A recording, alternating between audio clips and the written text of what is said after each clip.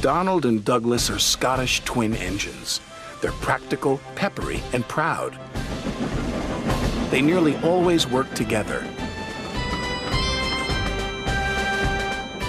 One day, Donald and Douglas were chuffing through the countryside, hauling a heavy load. Down the line, Trevor the traction engine had been struggling with a big cartload of hay. Crossing the tracks, the cart's wheels had broken off. Then Trevor heard a whistle. "Oh no!" Trevor cried. Donald could see the cart. "Stop!" he cried. Donald's driver applied the brakes, but it was too late.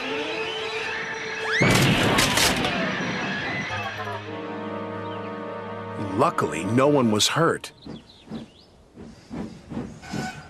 "Stop being pushy," Donald snapped.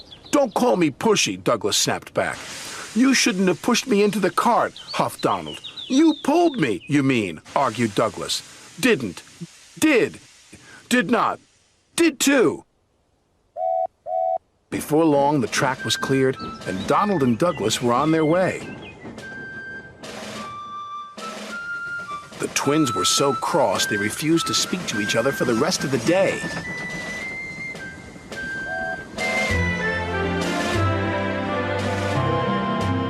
The next day, Sir Topham Hatt needed an engine to help Duck at the smelter's yards. "May I go, sir?" said Donald eagerly. "I only need one engine," said Sir Topham Hatt, "not two." "I am only one engine, sir," said Donald, "and I would like to work with Duck." Sir Topham Hatt was surprised, but agreed. Thomas was worried. "Won't you miss one another?" he asked.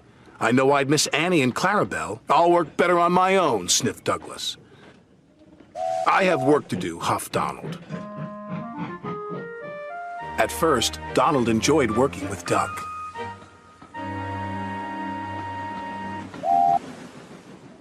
Then things started to go wrong.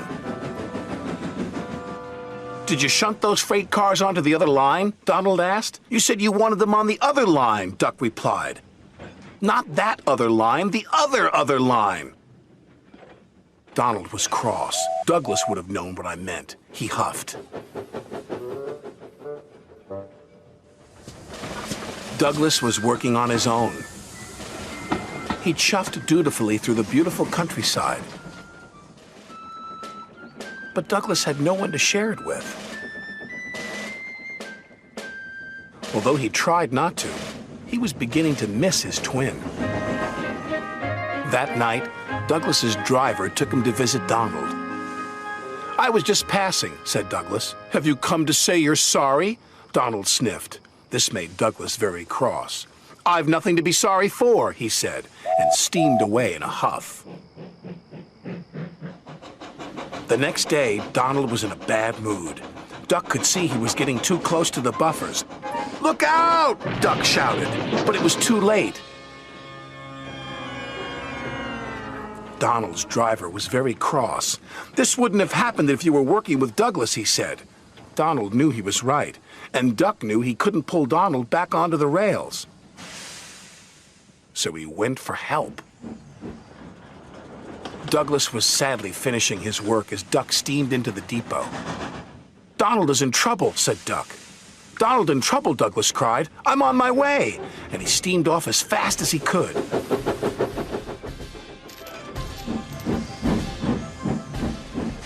Douglas struggled and struggled. He finally pulled his twin gently back onto the tracks. He was relieved Donald wasn't hurt. "Thank you," Donald said, "and I'm sorry." "No, I'm sorry," said Douglas. "I'm sorry," insisted Donald. "Don't argue about who's sorry," chuckled Duck. "Just be glad you're back together." And they were.